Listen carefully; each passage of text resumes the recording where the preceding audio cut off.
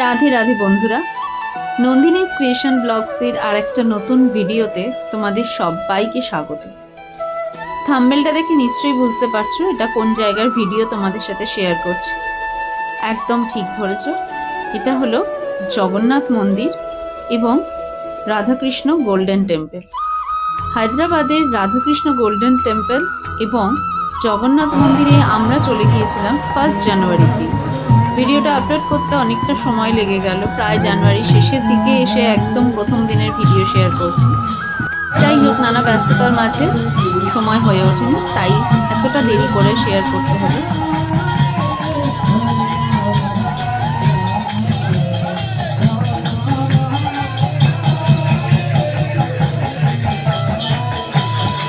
দু 2026-এর প্রথম দিনটাই আমরা শুরু করেছিলাম ঠাকুর দর্শন দিয়ে, তাই সকালবেলার দিকে আমরা চলে গিয়েছিলাম গোল্ডেন টেম্পল, হরে কৃষ্ণ গোল্ডেন টেম্পল এবং জগন্নাথ মন্দির।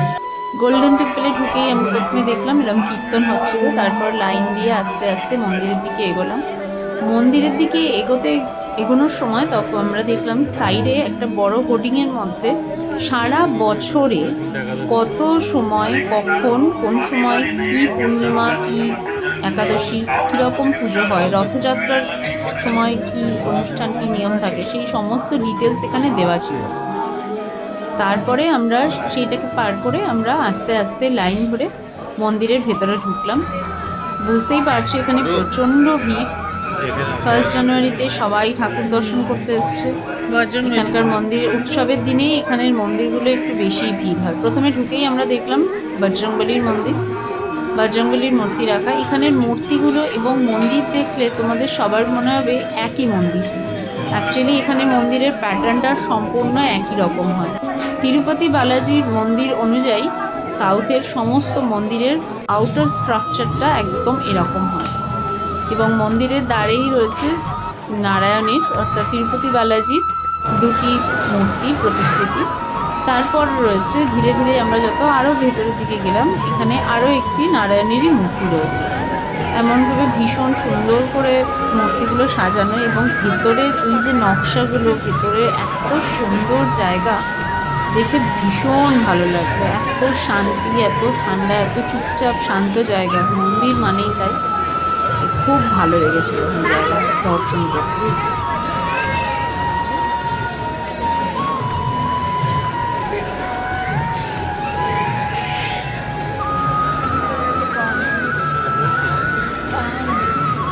মন্দিরের যত ভেতরে ঢুকতে থাকলাম তাতে একদম প্রথমেই ছিলেন স্বামী প্রভুপাদের মূর্তি এবং তারপরে আস্তে ধীরে লাইনটা যখন ঘুরলো তখন আমরা দেখতে পেলাম ভেতরে আরও অনেক রকমের মূর্তি আছে। মূলত এই মন্দিরটাতে রাধাকৃষ্ণর মূর্তি ছাড়াও মেন যে কারণে এই মন্দিরটি এত পরিচিতি, এখানে নরসিংহী অবতার অর্থাৎ মা লক্ষ্মীর নরসিংহী অবতারও আমরা দেখতে পেয়েছি, সেই রূপের মূর্তিও রয়েছে।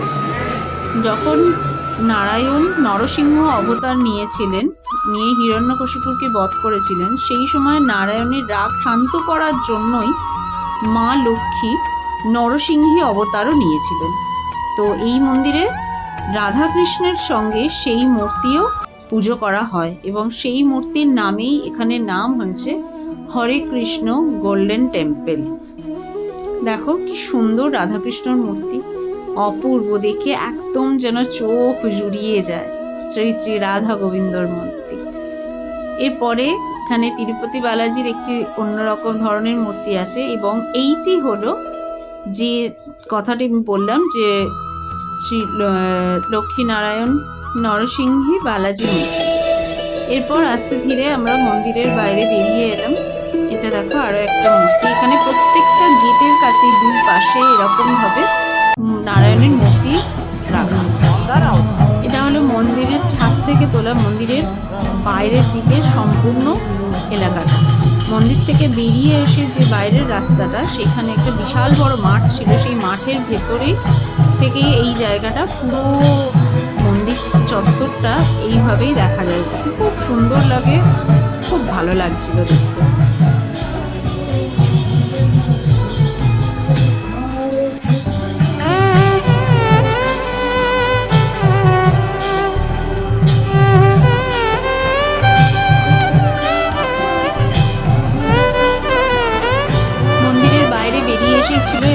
মাঠ এবং সেখানে ছিল বিভিন্ন ধরনের বহু স্টল। প্রচুর ঠাকুরের বই পাওয়া যাচ্ছিল, ঠাকুরের জিনিস, প্রসাদ। এখান থেকে আমরা প্রসাদও পেয়েছিলাম। এখানে প্রসাদেতে দেওয়া হয়েছিল দুটো বাদাম চিকি, মানে বাদাম পাটালির মতো এরকম তিলের চিকি, আর রাধাকৃষ্ণের একটি ছবি। এখানে অনেক রকমের স্টল ছিল বিভিন্ন ধরনের, বেশিরভাগই ঠাকুরের গীতা, ঠাকুরের বই। এই যে দোলনাটা দেখা হলো, এখানে ঠাকুরের মূর্তি রেখে তাকে দোল দেওয়া হয়, অর্থাৎ ঝুলন যে জিনিসটা হয় সেই সময় তখন এখানে ঠাকুরের মূর্তি বসিয়ে দোলনায় দোল খাওয়ানো হয়। এরপর আমরা এখান থেকে বেরোলাম। এখানেও একটি বিশাল বড় দোকান। এই যে সব দোকানটা রয়েছে, এই যে শপটা রয়েছে, এটা হলো যেখানে ঠাকুরের বিভিন্ন বই, মালা, জপের মালা সমস্ত কিছুই পাওয়া যায়। তারপরেই আমরা দেখতে পেলাম যে সেখান থেকে ভোগ নিয়ে যাওয়া হয়। এটি সন্ধ্যের দিকের ভোগ। তারপর আমরা আস্তে ধীরে সেখান থেকে বেরোলাম। বেরিয়ে নিয়ে এরপর আমরা যাব জগন্নাথ মন্দিরে। গোল্ডেন টেম্পল অর্থাৎ হরে কৃষ্ণ গোল্ডেন টেম্পল থেকে সোজা রাস্তায় বেরিয়ে বাঁদিকের রাস্তা ধরে একটা ওপরের হাই ফ্লাইওভার দিয়ে গেলেই তারপরেই ডান দিকে পড়ে জগন্নাথ মন্দির। এরপর তোমাদের সাথে সেটাই শেয়ার করব। যে প্রসাদের কথা বললাম, হরে কৃষ্ণ টেম্পল থেকে এই প্রসাদ এবং এই রাধাকৃষ্ণের ছবি আমাদের দেওয়া হয়েছিল। এরপর আমরা চলে এলাম জগন্নাথ মন্দিরে।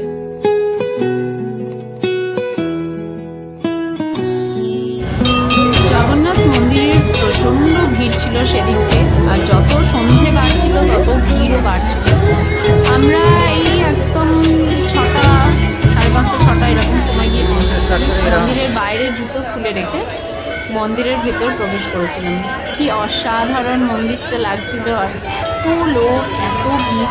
তবে মন্দিরের ভেতর প্রচুর জায়গা, সবাই দেখো বসেও আছে, আমরাও বসেছিলাম। যে সন্ধে হলে এখানে যখন লাইটগুলো জ্বলে তখন এই মন্দির দেখতে আরো সুন্দর লাগে। দেখো এখানে দেওয়ালের মধ্যে শ্রী কৃষ্ণের, জগন্নাথ দেবের সমস্ত কাহিনী কত সুন্দরভাবে পাথরে খোদাই করে করে রাখা হয়েছে। ভীষণ সুন্দরভাবে এঁকে সমস্তটা বোঝানো হয়েছে এবং মন্দিরের চারদিকের সমস্ত দেওয়াল জুড়ে এই আঁকা একেবারে চলে গেছে। এবং আমরাও আস্তে ধীরে সন্ধে হতেই দেখো লাইটগুলো জ্বলছে, সবে জ্বলতে শুরু করেছে। কি সুন্দর লাগছিল দেখতে, ভীষণ সুন্দর। এখানে সেগুন কাঠে এত সুন্দর নকশা, এত সুন্দর কাজ করা, খুব ভালো লাগছিল দেখতে। তারপরে আমরা আস্তে ধীরে গেলাম লাইনে দিয়ে মন্দিরের ভেতর দিকে গেলাম। কিন্তু যেহেতু এখানে ক্যামেরা নিয়ে মন্দিরের বিগ্রহের ছবি তোলা নিষেধ, তাই জন্য বিগ্রহের আমরা কোনো ছবি তুলতে পারিনি। শুধু বাইরের মানে বিগ্রহের বাইরে, শুধু বাইরে থেকে মন্দিরের ছবিটুকুই তুলেছি, সেইটাই তোমাদের সাথে শেয়ার করছি। ভীষণ সুন্দর লাগছিল, এত ভালো লাগছিল, এত সুন্দর জায়গা, খুব ভালো লাগছিল।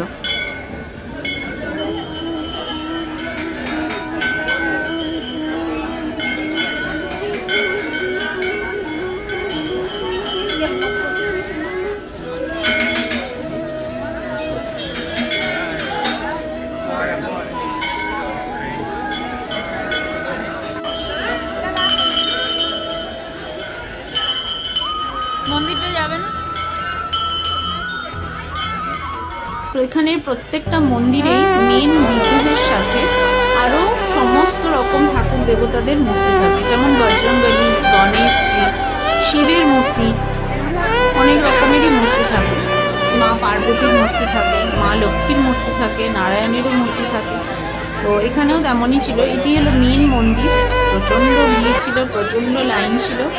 তো লাইনে দাঁড়িয়ে আমরা তারপর আস্তে আস্তে মন্দিরের ভেতরে প্রবেশ করেছিলাম। অনেকক্ষণ ছিল লাইনটা। এটা হলো মন্দিরের মেন দিক, সেই দিকটা দিয়েই আমরা গিয়েছিলাম। আর এই যে ওপরে সিঁড়িটা দিয়ে যাওয়া, এইটা হলো মেন মন্দির, অর্থাৎ জগন্নাথ দেবের মেন বিগ্রহের মন্দির।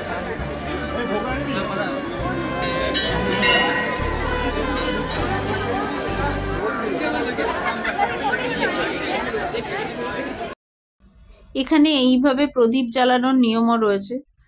যাদের যেমন ইচ্ছা তেমন তেলের প্রদীপ বা ঘিয়ের প্রদীপ গিয়ে এইখানে এইভাবে জ্বালাতেও পারে। এই জায়গাটি শুধু প্রদীপ জ্বালানোর জন্যই একটা সাইডে করা হয়েছে।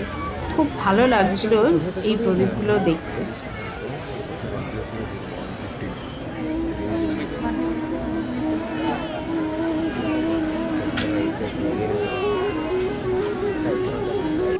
যেমনটা আগেও বললাম যে এখানে দেয়ালের মধ্যে বিভিন্ন সুন্দরভাবে নকশা করে ঠাকুরের সমস্ত কিছু, যেমন সমুদ্র মন্থন এবং আরও অন্যান্য অনেক যে ঘটনা, যে রূপ ঠাকুরের নারায়ণের রয়েছে, সেই প্রত্যেকটা জিনিস ভক্তদের সুবিধার জন্য এত সুন্দর করে বোঝানো হয়েছে।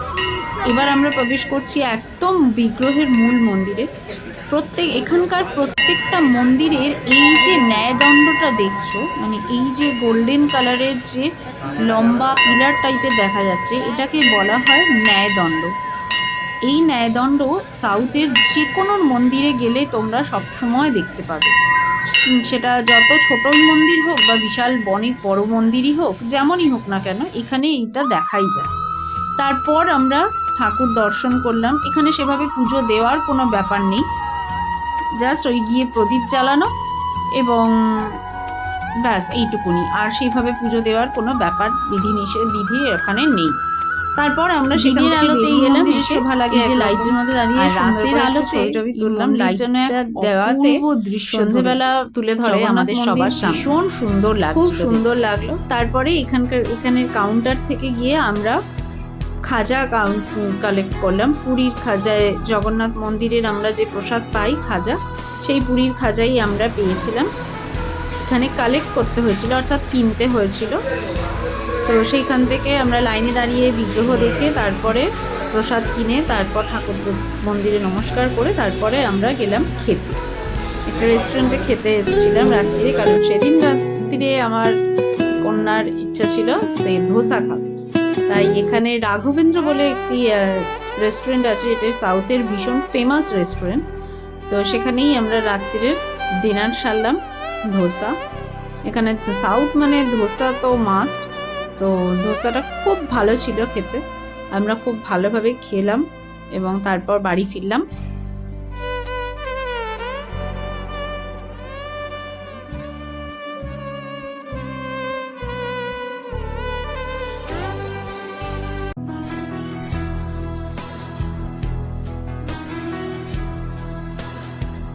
বছরের প্রথম দিনটা আমাদের ঠাকুর দর্শন দিয়ে কাটলো, খুব ভালো লাগলো।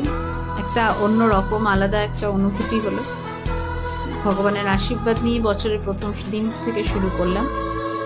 আমাদের এই ভিডিও তোমাদের সবার কেমন লাগলো অবশ্যই আমাকে একটু জানিও। ভালো লাগলে একটা লাইক করে দিও। পরে তোমাদের সাথে আবারও অন্য কোনো ভিডিও নিয়ে খুব তাড়াতাড়ি দেখা হবে। টাটা, সবাই ভালো থেকো।